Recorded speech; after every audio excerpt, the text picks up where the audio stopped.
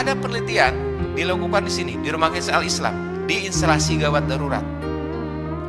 Pada pasien-pasien dengan serangan jantung, Pak.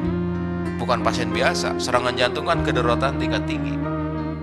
Pasien serangan jantung yang mengalami nyeri di bagian dada. Dibagilah pasien itu menjadi 2 kelompok. Satu kelompok dikasih obat, ya, kelompok A. Kelompok B juga dikasih obat sesuai dengan standar pelayanan untuk penyakit jantung. Cuma ada bedanya, Pak. Kalau kelompok A itu tidak ada intervensi zikir, kalau kelompok B itu diberikan intervensi zikir. Jadi obat jalan, kemudian anjeunna teh dipiurang zikir. Zikir apa yang dilakukan? Subhanallah walhamdulillah wala ilaha illallah wallahu akbar. Ditelitilah dalam jangka waktu sekitar 20-30 menit. Ternyata, Pak, ada perbedaan antara kelompok yang diberikan intervensi zikir dalam progres penurunan ambang nyeri. Jadi terjadi penurunan nyeri yang lebih baik dibandingkan dengan mereka kelompok yang tanpa zikir. Penelitian berikutnya, ini dilakukan kalau nggak salah entah di Malang, entah di daerah Jawa Tengah atau Jawa Timur. Mereka yang akan dilakukan ini, Pak, operasi. Jadi sebelum dilakukan operasi ada premedikasi, namanya premedikasi. Setelah dilakukan operasi, Pak, ada juga obat. Nah, dibagi 2 kayak tadi, Pak. Satu kelompok yang dengan obat-obatan saja, satu kelompok dengan obat dan zikir. Ternyata kuantitas nyeri pada mereka dengan intervensi zikir itu jauh lebih menurun. Artinya ternyata aspek-aspek ruhiyah, kolbia itu juga ngaruh. Penelitian yang dilakukan di berbagai negara, ini pernah saya tulis di sini di bukunya, Pak, ya. Penelitian bagaimana aspek zikir itu terhadap biomarker penyakit jantung. Jadi biomarker itu adalah petanda, Pak. Jadi kalau misalnya ada muncul zat tertentu, ya, berarti kemungkinan di dalam jantung itu ada gangguan. Itu namanya biomarker, misalnya seperti itu. Nah, ada intervensi yang disebut dengan gratitude intervention.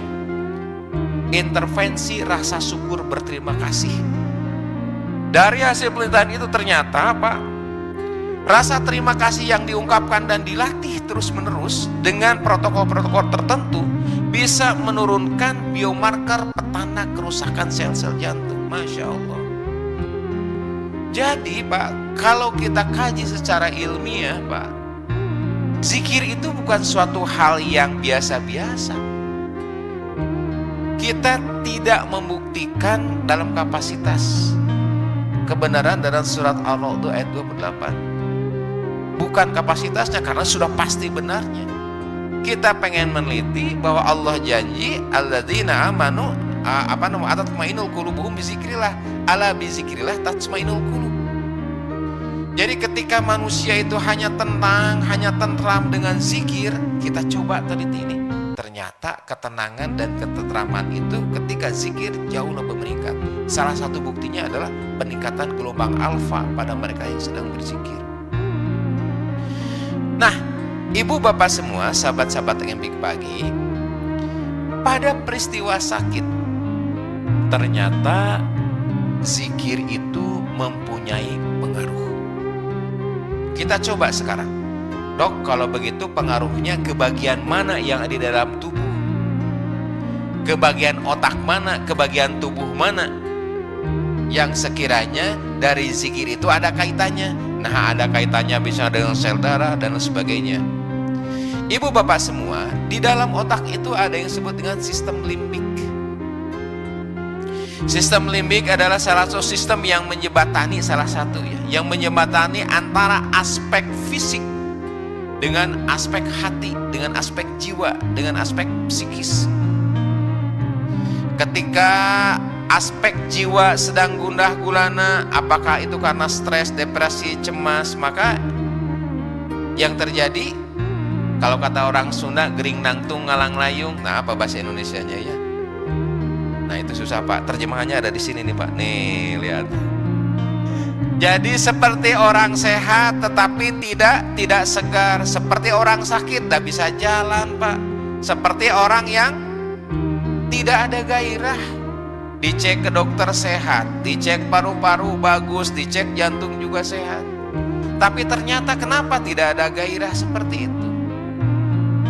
Yang terjadi adalah Pak, ketika seseorang cemas, stres, dan depresi akan ada pengaruh terhadap dua sistem pengaturan di dalam tubuh.